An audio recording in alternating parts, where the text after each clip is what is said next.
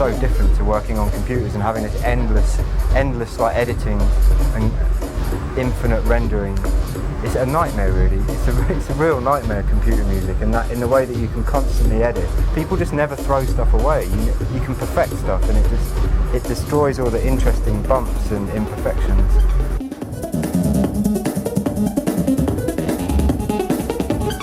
I just want to get to know a few things really intimately. Like the way I use it in my live show is just a few oscillators, and you can do so much with so little with modular stuff. I haven't got anything other than real basics, but as soon as you start repatching stuff, it gets interesting really quickly.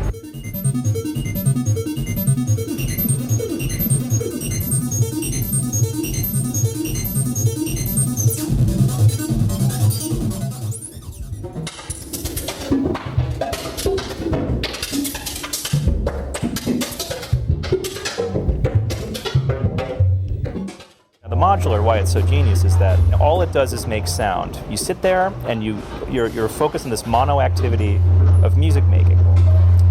Working on a computer, no matter how disciplined you are, there's always this you're sitting at the thing that you do everything else in your life on, and it just becomes this blur of, all right, I'm bored, or I'm not going anywhere with this track or whatever, I'm going to stop and go on Facebook and see what my friends are doing. Whereas if you're sitting at your modular, you're just making music, whether you're winning or losing, or you're doing something great, or you're just still figuring something out. It's all you're doing. It's like a single activity. I think that ability to be able to focus on something so complicated, but it's really just all about sound, for me is like the most appealing aspect of it.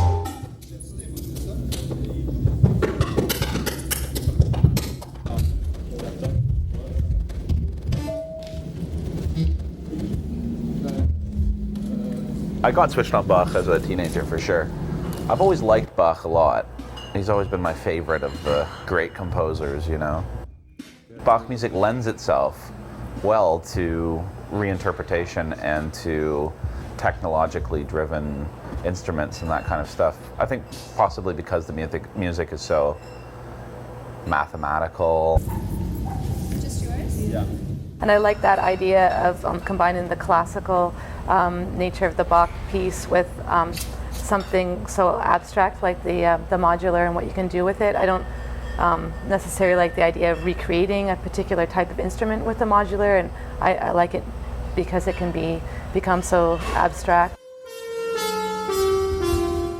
I've been playing classical piano for a pretty long time, since I was probably 11 or 12, and I went through the conservatory and did my grade 9 piano, and it's always a requirement that you have to play a Bach prelude and fugue, so I've been pretty familiar with his music. So Jeremy and Christy needed somebody to do the actual playing of the piece, so I knew how to play classical piano.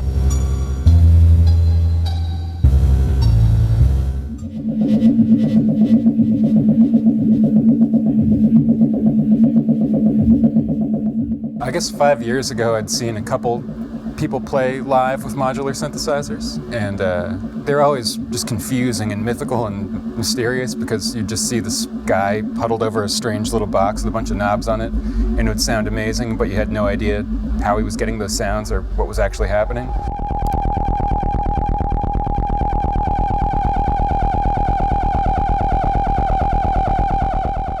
It's going to be pretty improvised because I only had it for 2 days, I guess, and both those days I was here in Montreal in the hotel. And so I brought a speaker upstairs and had my setup going and had like a little studio in the hotel room, was practicing a little bit. I was kind of amazed at like how diverse it could get with just the one arrangement there. Just like, the sound was really full. It sounded like there was probably 20 different instruments going at once.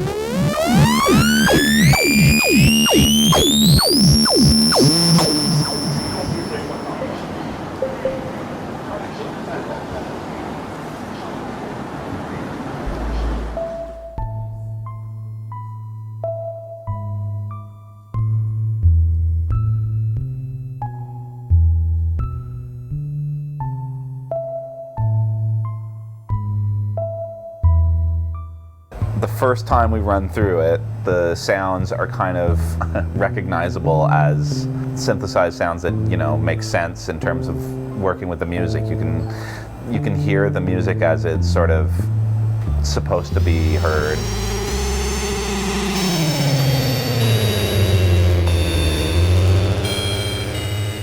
And then as we perform it a few times, we mess around with the modulars enough that we, you know, distort the sound beyond a sort of recognizable kind of tonal center or whatnot.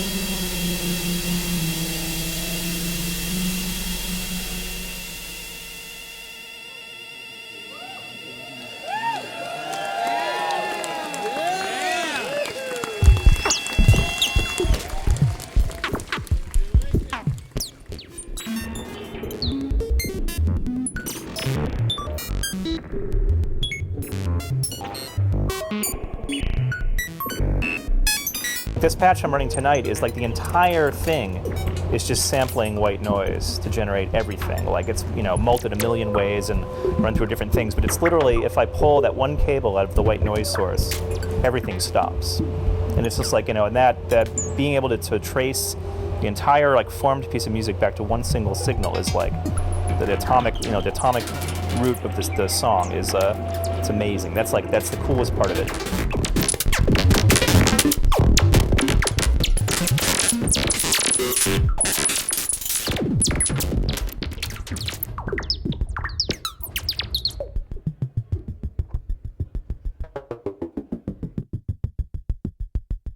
I'm the puppet master, you know, I set it up and I let it run and, you know, oh, that sounds beautiful, and let's let it go for a bit, and maybe in 5 minutes I'll turn that down or move this over or bring it up an octave or whatever, embellish it in different ways, but it's that it's a self-sustaining thing is like a huge selling point for me.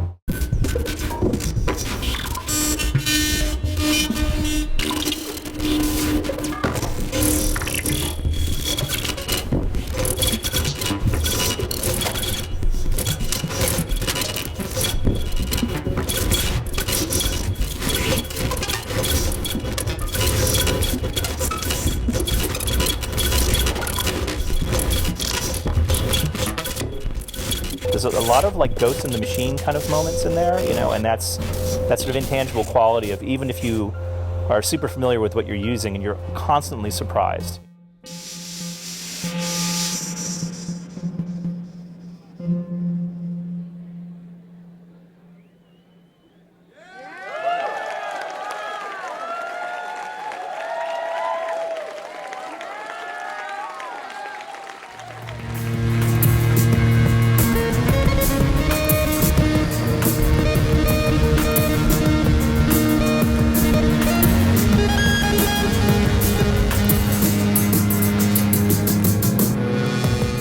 The interface is a massive part of it. I mean, I still love DSP, I still really rate a lot of software, but not for, it sounds stupid, but not for analog. Like, I don't think software is good when it tries to emulate analog gear. It's a thing in itself, and it's a sound, it's aesthetic which is fully amazing.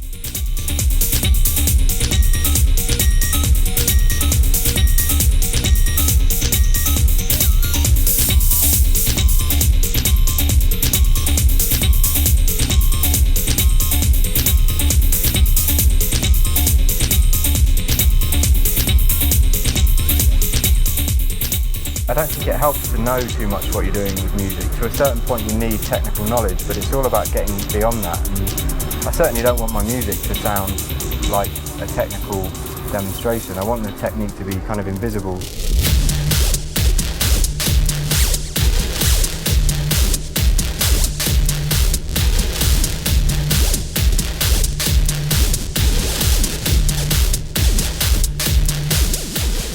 There's a certain instinctive kind of flow to it, which means it's quite rough around the edges. You can see the joins more. I don't like it when live shows are too smooth. I mean, I use the modular stuff and it quite often goes out a little bit. Just because the sort of shuffle and quantize on the drum machine I have, it doesn't quite link up. So you have to kind of get around it. Well, I get around it physically just with faders and kind of using the faders as drums, really, like pushing stuff in, and for me that really works. It's more hand cranked rather than seamlessly controlled by a kind of supercomputer.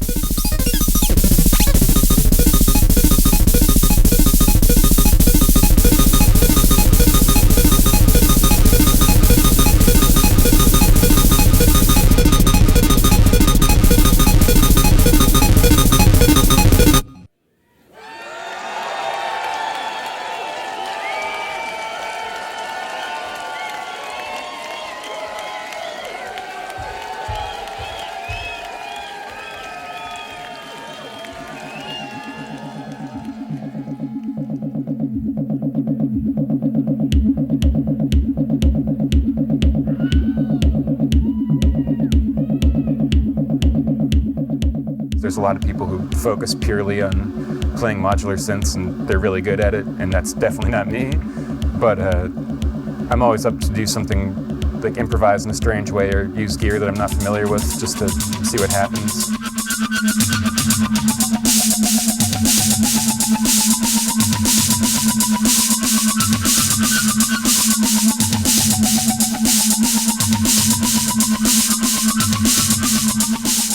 I use this MC909, which is like a fully digital workstation with a bunch of synth sounds and different drum machine sounds in it, and a sequencer, and you can create the patterns and work with it like that. And then I always like incorporating cassettes, in 4 tracks too, so I used to play with the 4-track, and I'll run one of the channels of the 909 clean and the other one into the 4-track, so I can kind of distort it, the gain, and run the pedals through there and splice in the tapes too.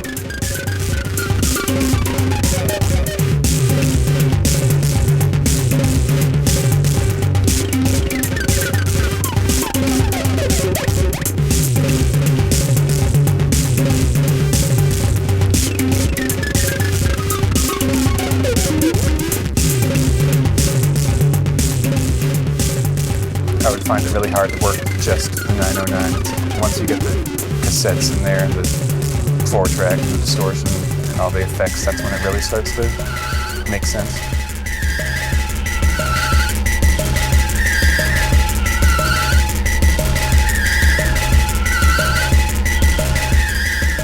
Things I'm normally working with, I can tweak all the sounds and you can just write it into the program, so it's saved that way, so it's always going to have that. So yeah, it was interesting. Because I mean, you'll be messing around, you get this perfect sound, and you tweak one thing, and it's kind of lost. But that's kind of nice in a way too. I like the spontaneity of it, and just that. I like that it's fleeting, especially live tonight. Like, there'll probably be some good moments. There might be some weird moments, but I'm glad it's going to be captured.